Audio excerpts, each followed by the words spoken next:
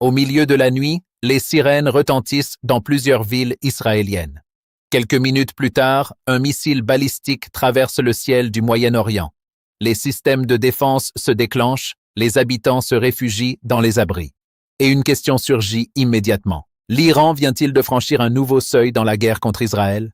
Aujourd'hui, on va comprendre ce qui s'est réellement passé et pourquoi cette frappe inquiète autant les analystes. Depuis plusieurs jours, le Moyen-Orient est plongé dans une nouvelle phase d'escalade militaire. Le 28 février 2026, des frappes coordonnées menées par Israël et les États-Unis ont visé plusieurs sites en Iran, déclenchant une série de représailles.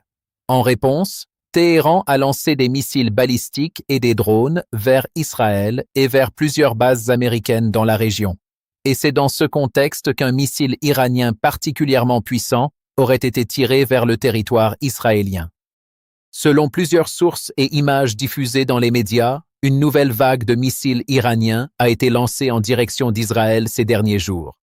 L'armée israélienne a immédiatement activé ses systèmes de défense antimissiles, notamment Iron Dome et d'autres systèmes d'interception. Dans plusieurs cas, les missiles ont été interceptés avant d'atteindre leur cible. Mais des débris d'interception sont tombés sur certaines zones, provoquant des incendies et des dégâts mineurs près de Tel Aviv.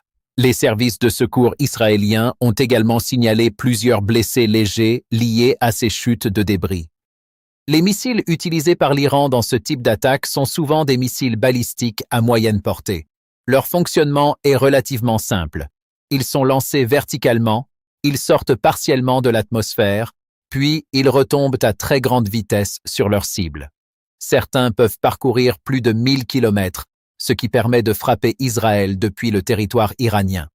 Pour contrer ces menaces, Israël dispose d'un système de défense multicouche comprenant Iron Dome, David's Sling, Arrow. Ces systèmes interceptent la majorité des projectiles, mais aucun bouclier antimissile n'est totalement infaillible. Cette frappe s'inscrit dans un conflit plus large qui dépasse largement Israël et l'Iran. Depuis le début de l'escalade, des missiles et des drones ont également été tirés vers plusieurs pays alliés des États-Unis dans la région. Dans le même temps, Israël continue de mener des frappes aériennes sur des installations militaires et stratégiques en Iran. Le conflit devient donc progressivement régional, avec plusieurs pays impliqués directement ou indirectement. Depuis le début de cette confrontation, les deux camps utilisent largement des missiles et des drones. Selon certaines estimations, des centaines de projectiles ont déjà été tirés dans les deux sens depuis le début de la guerre. Pour l'Iran, ces frappes permettent de montrer sa capacité militaire et de maintenir une pression stratégique sur Israël.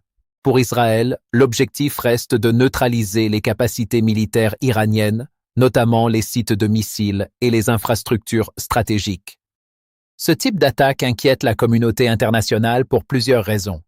D'abord, parce que l'Iran dispose d'un arsenal balistique important. Ensuite, parce qu'une escalade incontrôlée pourrait entraîner d'autres acteurs régionaux dans le conflit. Enfin, parce que cette guerre a déjà des conséquences économiques mondiales, notamment sur les marchés énergétiques et le prix du pétrole. L'attaque de missiles contre Israël marque une nouvelle étape dans une confrontation qui dure depuis des années. Une guerre où les frappes militaires, les missiles et les représailles s'enchaînent et où chaque nouvelle attaque peut faire monter la tension d'un cran supplémentaire. Si cette vidéo vous a permis de mieux comprendre ce qui se passe actuellement au Moyen-Orient, pensez à liker la vidéo, vous abonner à la chaîne et activer la cloche pour ne pas manquer les prochaines analyses. Et dites-moi en commentaire, pensez-vous que cette guerre peut encore être contenue ou risque-t-elle de s'étendre?